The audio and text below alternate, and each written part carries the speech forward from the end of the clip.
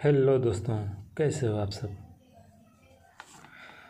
Are के and R G classes में आपका स्वागत है। तो दोस्तों, सामान्य विज्ञान के 50 अति महत्वपूर्ण प्रश्न जो पिछले 15 सालों से बार बार पूछे जा रहे हैं, जैसे SSC GD, group D, MTS, CHSL, bank, CTT इत्यादि के अलावा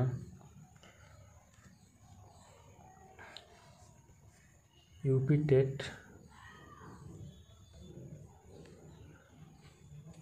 पेट, सुपर टेट में भी महत्वपूर्ण हो सकते हैं। तो बिना देरी करते हुए शुरू करते हैं आज की क्लास। यह है पहला क्वेश्चन। रेडियम प्राप्त किया जाता है। रेडियम प्राप्त किया जाता है। तो दोस्तों, इसका सही आंसर है सी, पिच ब्लेंड से। पिच ब्लेंड से। निम्न में किसका प्रयोग दर्पण को चमक देने के लिए होता है। निम्न में किसका प्रयोग दर्पण को चमक देने के लिए होता है। तो दोस्तों, इसका राइट आंसर होगा ए, सिल्वर नाइट्रेट। ए, सिल्वर नाइट्रेट सबसे आघातवर्धनीय धातु है। सबसे आघातवर्धनीय धातु है। दोस्तों, इसका राइट आंसर होगा बी, सोना। बी, सोना इलेक्ट्रॉन ग्रहण करने की प्रवृत्ति कहलाती है। इलेक्ट्रॉन ग्रहण करने की प्रवृत्ति कहलाती है। दोस्तों, इसका राइट आंसर बी होगा, अवकरण। बी, अवकरण।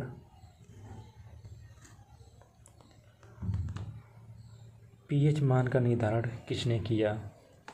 पीएच मान का निर्धारण किस वैज्ञानिक ने किया। दोस्तों, इसका राइट आंसर डी होगा, सॉरेनसन। डी, सॉरेनसन ने पीएच मान का निर्धारण किया था। शरीर में वसा का संग्रहण मुख्यतः होता है। शरीर में वसा का संग्रहण मुख्यतः होता है। इसका राइट आंसर सी होगा, चर्बी में। सी, चर्बी में। आधुनिक वर्गीकरण का पिता किसे कहा जाता है। आधुनिक वर्गीकरण का पिता किसे कहा जाता है। इस प्रश्न का राइट आंसर होगा डी, लिनियस को। डी, लिनियस को। कोशिका का अध्ययन कहलाता है। दोस्तों, कोशिका का अध्ययन क्या कहलाता है। इसका राइट आंसर होगा सी, साइटोलॉजी। सी, साइटोलॉजी। कोशिका सिद्धांत का प्रतिपादन। कोशिका सिद्धांत का प्रतिपादन किसने किया था। कोशिका सिद्धांत का प्रतिपादन किसने किया था। दोस्तों, इसका राइट आंसर होगा बी, स्लाइडेन एवं स्वान ने। स्लाइडेन एवं स्वान। नेक्स्ट क्वेश्चन, शैवालों का अध्ययन कहलाता है। तो दोस्तों, शैवालों का अध्ययन क्या कहलाता है। इस क्वेश्चन का राइट आंसर होगा ए, फाइकोलॉजी। ए, फाइकोलॉजी। नेशनल केमिकल लेबोरेटरी कहाँ स्थित है। नेशनल केमिकल लेबोरेटरी कहाँ स्थित है। दोस्तों, इस प्रश्न का सही उत्तर होगा B, Pune. B, Pune. Malaria research centre कहाँ है। मलेरिया रिसर्च सेंटर कहाँ है। तो दोस्तों, इसका राइट आंसर होगा बी, दिल्ली।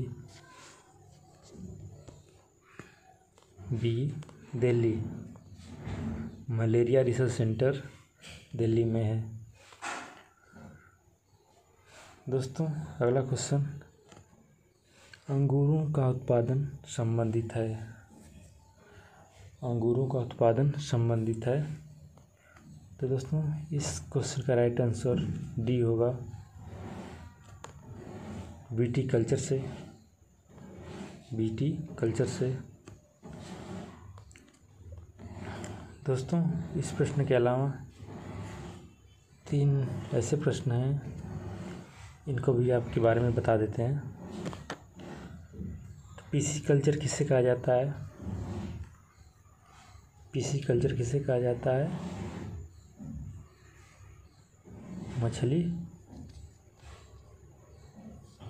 मछली पालन को पीसी कल्चर कहा जाता है। एपी कल्चर किससे संबंधित है? तो दोस्तों एपी कल्चर मधुमक्खियों से संबंधित है। मधुमक्खियों से संबंधित है। मधुमक्खियाँ पालन के लिए प्रयोग किया जाता है एपी कल्चर। सेरीकल्चर किससे संबंधित है? सेरीकल्चर आपका रेशम के कीड़ों का पालन किया जाता है। रेशम के कीड़ों का पालन किया जाता है। तो आइए दोस्तों चलते हैं अगले क्वेश्चन पर। नेत्र रोग का चिकित्सक कहलाता है। नेत्र रोग का चिकित्सक कहलाता है। दोस्तों इस प्रश्न का राइट आंसर होगा बी, ऑप्थाल्मोलॉजिस्ट। ऑप्थाल्मोलॉजिस्ट। तो दोस्तों अगला क्वेश्चन है वेटरनरी रिसर्च इंस्टीट्यूट कहाँ स्थित है? वेटरनरी रिसर्च इंस्टीट्यूट कहाँ स्थित है? तो दोस्तों इसका राइट आंसर सी होगा। इसका राइट आंसर सी होगा, इज्जत नगर। ठीक है, आइए बढ़ते हैं अगले प्रश्न पर। रात्रि के समय आकाश में कौन सा ग्रह लाल दिखता है? रात्रि के समय कौन सा ग्रह लाल दिखता है? दोस्तों इसका राइट आंसर ए होगा, मंगल। ए, मंगल। पृथ्वी पर सर्वाधिक मात्रा में पाए जाने वाला तत्व। पृथ्वी पर सर्वाधिक मात्रा में पाए जाने वाला पृथ्वी पर सर्वाधिक मात्रा में पाए जाने वाला तत्व।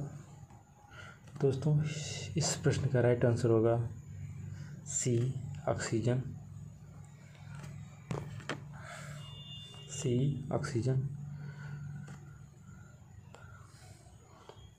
सबसे अधिक उपग्रह वाला ग्रह है। सबसे अधिक उपग्रह वाला ग्रह है। दोस्तों इस प्रश्न का राइट आंसर होगा सी, शनि। सी, शनि। बिना उपग्रहों वाला ग्रह। बिना उपग्रहों वाला ग्रह। दोस्तों इसमें ए और बी ऐसे ग्रह हैं जिनका कोई उपग्रह नहीं है। तो इस प्रश्न का राइट आंसर होगा सी, दोनों। सी। पृथ्वी का एकमात्र उपग्रह है। पृथ्वी का एकमात्र उपग्रह है ए, चंद्रमा। पृथ्वी का एकमात्र उपग्रह है चंद्रमा। किस विज्ञान में पक्षियों से संबंधित अध्ययन किया जाता है? किस विज्ञान में पक्षियों से संबंधित अध्ययन किया जाता है? इस प्रश्न का राइट आंसर बी होगा, ऑर्निथोलॉजी। B, ornithology. निम्नलिखित में कौन केसर का उत्तम स्रोत नहीं है? निम्नलिखित में कौन केसर का उत्तम स्रोत नहीं है? इस प्रश्न का राइट आंसर बी होगा, कैरोटीन। B, carotene. प्रथम कंप्यूटर नियंत्रक रोबोट कब बनाया गया था? प्रथम कंप्यूटर नियंत्रक रोबोट कब बनाया गया था? दोस्तों इस प्रश्न का राइट आंसर सी है 1960 में। 1960 में। बांध के नीचे की दीवारें मोटी बनाई जाती हैं क्योंकि बांध के नीचे की दीवारें मोटी बनाई जाती हैं क्योंकि गहराई बढ़ने के साथ द्रव का दाब बढ़ता है। तो दोस्तों इस प्रश्न का राइट आंसर ए होगा, गहराई बढ़ने के साथ द्रव का दाब बढ़ता है। नाभिकीय रिएक्टर के विनिर्माण में निम्नलिखित में से कौन सा तत्व अनिवार्य है? नाभिकीय रिएक्टर के विनिर्माण में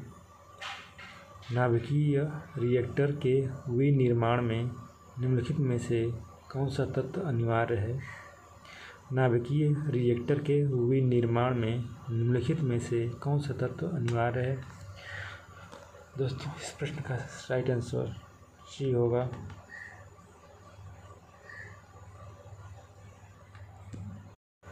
सी जर्मेनियम राइट आंसर है। फाइबर की प्रक्रिया किसके भी निर्माण में प्रयुक्त होती है?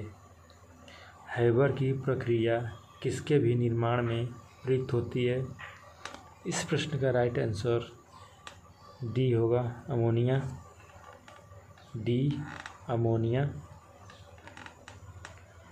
किस तापमान पर पानी ठोस और द्रव दोनों स्थितियों में समान है? किस तापमान पर पानी ठोस और द्रव दोनों स्थितियों में होता है? किस तापमान पर पानी ठोस और द्रव दोनों स्थितियों में होता है? तो इस प्रश्न का राइट आंसर ए होगा, 0 डिग्री सेल्सियस पर। 0 डिग्री सेल्सियस पर। कैलामाइन एक अयस्क है। कैलामाइन एक अयस्क है। Right answer B zinc. B zinc.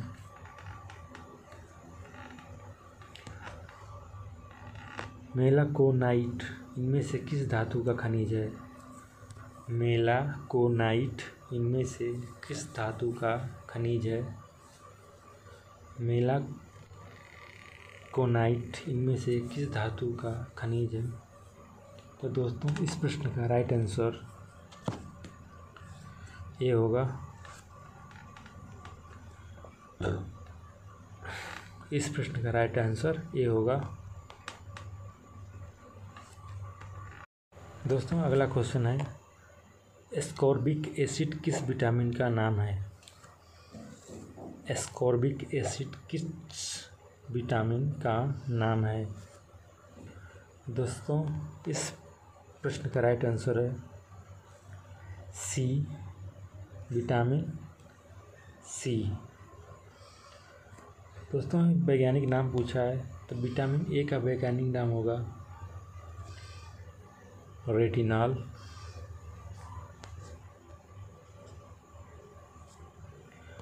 Vitamin B का वैज्ञानिक नाम होगा थायमीन।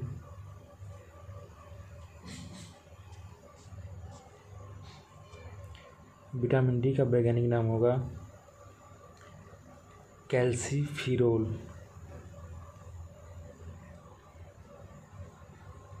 कैल्सीफिरोल। ठीक है। ध्वनि किस रूप में यात्रा करती है? ध्वनि किस रूप में यात्रा करती है? इस प्रश्न का राइट आंसर होगा बी अनुदैर्घ्य तरंगों के रूप में। बी अनुदैर्घ्य तरंगों के रूप में। अगला प्रश्न देखते हैं, सोनार मुख्यतः उपयोग किया जाता है। सोनार मुख्यतः उपयोग किया जाता है। इस प्रश्न का राइट आंसर डी होगा समुद्री यात्रियों के द्वारा। समुद्री यात्रियों के द्वारा। सूर्य में नाभिकीय ईंधन सूर्य में नाभिकीय ईंधन है? सूर्य में नाभिकीय ईंधन है। इस प्रश्न का राइट आंसर होगा ए हीलियम। ए हीलियम।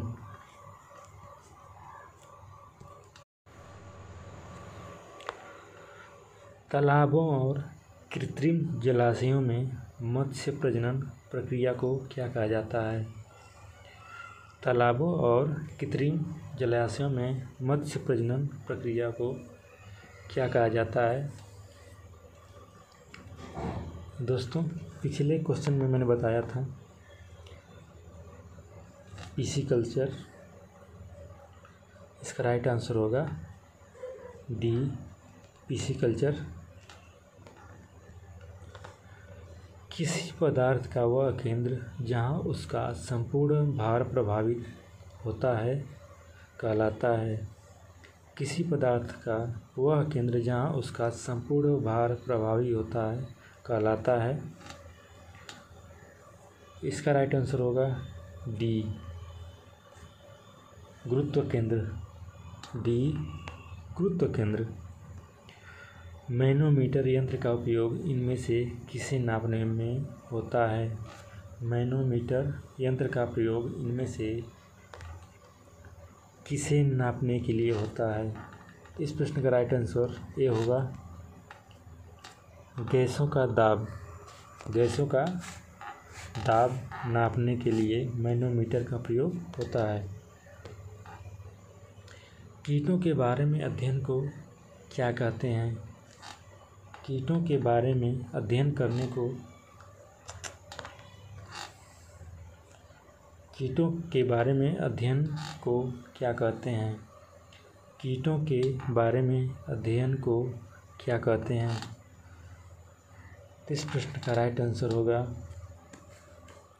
D entomology. एंटोमोलॉजी। अगला क्वेश्चन है, बैरोमीटर में पारे के ऊपर के स्थान में थोड़ी आर्द्रता प्रवेश कराने पर क्या होगा? बैरोमीटर में पारे के ऊपर के स्थान में आर्द्रता प्रवेश कराने पर क्या होगा? इस प्रश्न का राइट आंसर होगा ए पारे का स्तंभ गिर जाएगा। पारे का स्तंभ गिर जाएगा। बहुत ऊंचाई पर वायु कंप्रेसर का निष्पादन समुद्र तल की तुलना में क्या होता है?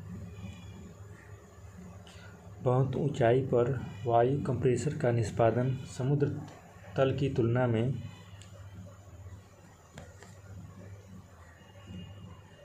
निम्न होता है। निम्न होगा। इसका राइट आंसर सी निम्न होगा। आधुनिक एंटीसेप्टिक सर्जरी का जनक कौन है?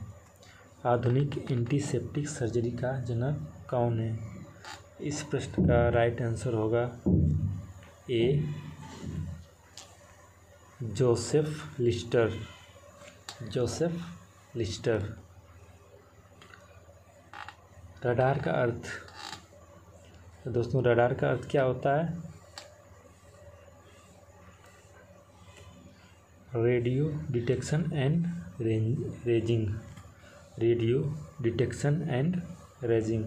इस प्रश्न का राइट आंसर होगा भाभा परमाणु अनुसंधान केंद्र BIRC की स्थापना कब हुई?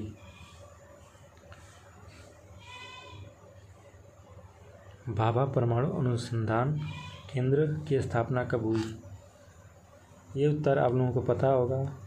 RK सर ने आपको अपनी क्लास में बताए होंगे। इसका राइट आंसर डी होगा। इसका राइट आंसर डी होगा 1954 में। भारत का अंटार्कटिका अध्ययन केंद्र कहाँ स्थित है? भारत का अंटार्कटिका अध्ययन केंद्र कहाँ स्थित है? भारत का अंटार्कटिका अध्ययन केंद्र कहाँ स्थित है? दोस्तों इस प्रश्न का राइट आंसर होगा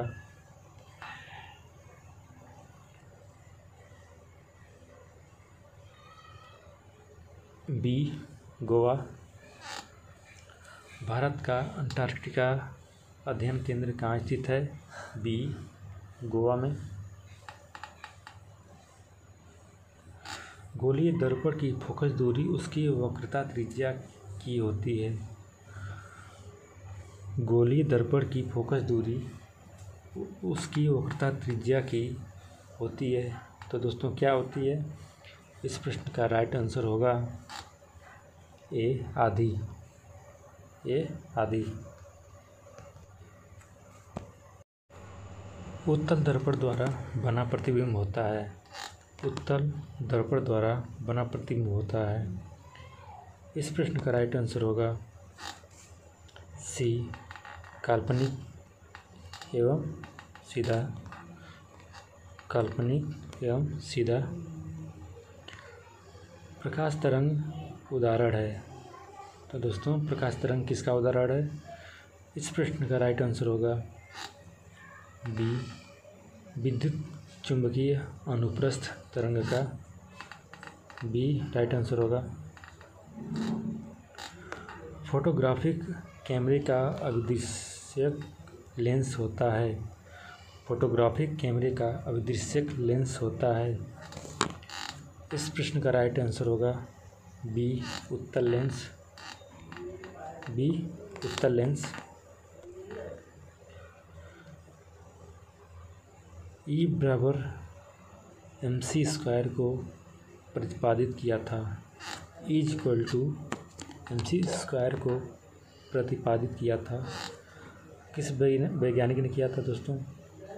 राइट आंसर होगा बी, आइंस्टीन ने। बी, आइंस्टीन ने। थोरियम का नाभिक को बदला जा सकता है। थोरियम का नाभिक को बदला जा सकता है। इस प्रश्न का राइट आंसर होगा बी, प्लूटोनियम में। बी, प्लूटोनियम में। फ्यूज के पदार्थ का होना चाहिए। फ्यूज के पदार्थ का होना चाहिए। इस प्रश्न का राइट आंसर होगा बी। बी, निम्न गलनांक। तो दोस्तों आज के लिए इतना ही। तो आपके लिए एक प्रश्न है जो आपको कमेंट बॉक्स में इसका उत्तर देना है। कपड़ों से जंग के धब्बे हटाने के लिए प्रयोग किया जाता है। तो दोस्तों वो कौन सा रासायनिक पदार्थ है जो कपड़ों से जंग के धब्बे हटाने के लिए प्रयोग किया जाता है? इसका उत्तर कमेंट बॉक्स में ज़रूर दें। और दोस्तों अगर इस चैनल को अभी तक लाइक, शेयर एंड सब्सक्राइब नहीं किया है तो लाइक, शेयर, सब्सक्राइब ज़रूर करें और बेल आइकन को दबाना ना भूलें ताकि आपको अगली क्लास की नोटिफिकेशन मिलती रहे। धन्यवाद। जय हिंद, जय भारत।